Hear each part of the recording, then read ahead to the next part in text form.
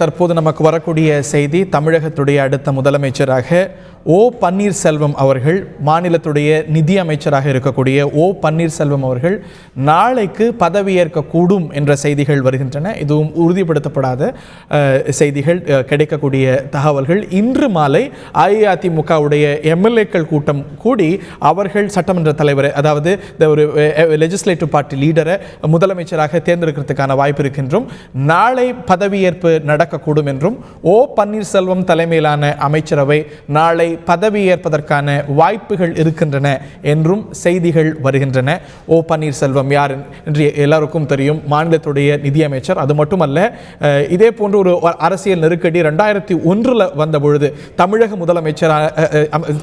முதலமைச்சர் ஜெயலலிதா அன்று பதவியேற்றதே செல்லாது என்று சொல்லப்பட்ட போது தமிழக முதலமைச்சர் ஜெயலலிதா பதவி விலகி அப்பொழுது முதலமைச்சராக 2001-2002 காலகட்டங்களில் 6 மாதங்களுக்கு தமிழகத்துடைய முதலமைச்சராக இருந்தவர் ஓ பன்னீர்செல்வம் என்பது அனைவரும் அறிந்த ஒரு விஷயம்.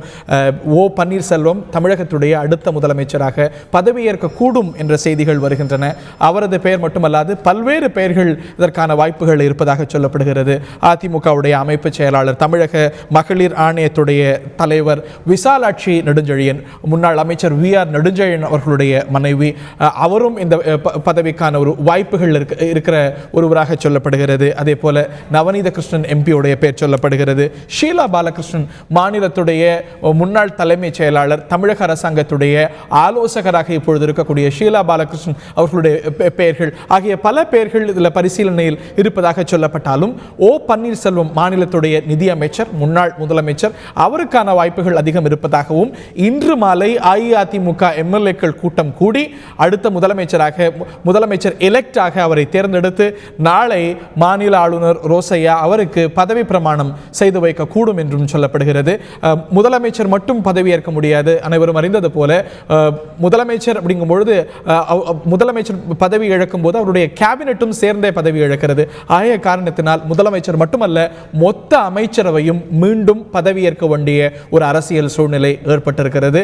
விரைவில் அந்த ஒரு நிலைமையானது ஏற்பட்டாக வேண்டும். ஏனென்றால் இப்பொழுது தமிழக முதலமைச்சர் அவருடைய பதவியானது பறிபோயிருக்க காரணத்தினால் புதிய அமைச்சரவை பதவியேற்க வேண்டும். நமது அரசியல் சட்டம் சொல்வது போல, ஆளுநர் இருந்தால் நிச்சயமாக அவரை அட்வைஸ் செய்ய முதலமைச்சர் தலைமையிலான ஒரு கேபினெட் இருந்தாக வேண்டும் என்பது அரசியல் சட்டத்தில் இருக்கக்கூடிய ஒரு மேண்டேட்டரி நாம். ஆகிய காரணத்தினால் விரைவில் புதிய அமைச்சரவை, புதிய முதலமைச்சர் தலைமையில் பதவியேற்க வேண்டும் என்ற செய்திகள் வருகின்றன.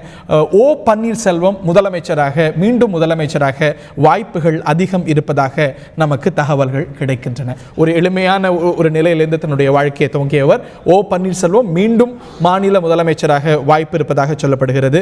முதலமைச்சர் ஜெயலலிதாவுடைய நம்பகத்துக்கு அதிகம் உரியவர் ஓ பன்னீர்செல்வம் என்பது குறிப்பிடத்தக்கது. இந்த நிலையில் எமது செய்தியாளர் ராஜா பெங்களூரிலிருந்து இணைகிறார்.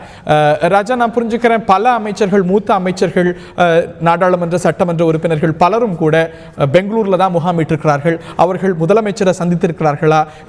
ஏதேனும் முடிவுகள் எட்டப்படுகின்றனவா? வேறு ஏதேனும் அப்டேட்ஸ் இருந்தாலும் கூடவே சேர்த்து சொல்லுங்க ராஜா. கண்டிப்பாக ஹரி, அதாவது இன்று காலை மூத்த அமைச்சர்கள் திரு ஓ பன்னீர்செல்வம், திரு எடப்பாடி பழனிசாமி, திரு நத்தம் விஸ்வநாதன், திரு வைத்திலிங்கம் ஆகிய இந்த 4 அமைச்சர்களும் இங்கே பரப்பன அக்ரஹார சிறையில் முதலமைச்சரை சந்திப்பதற்காக காலையில் வந்தனர். அவர்கள் வந்த பிறகு அவர்களை தொடர்ந்தே இன்னும் பல அமைச்சர்கள் வந்தனர். ஆனால் இந்த 4 பேர் மட்டுமே சிறை வளாகத்திற்குள் முதலமைச்சரை சந்திக்க அனுமதி அளிக்கப்பட்டதாக கூறப்படுகிறது. அதன் பிறகு இங்கே சட்டமன்ற உறுப்பினர்களும் நிறைய பேர் இங்கே வந்திருந்தனர். ஆனால் அவர்கள் வெளியே வந்த பிறகு பார்த்தால் இங்குள்ள சட்டமன்ற உறுப்பினர்கள் அனைவரும் சென்னை திரும்ப முதலமைச்சர் செல்வி ஜெயலலிதா உத்தரவிட்டுள்ளதாக தெரிகிறது. அதனால் இங்குள்ள அமைச்சர்கள் அனைவரும் அமைச்சர்கள் மற்றும் சட்டமன்ற உறுப்பினர்கள் சென்னை திரும்பிவிட்டனர்.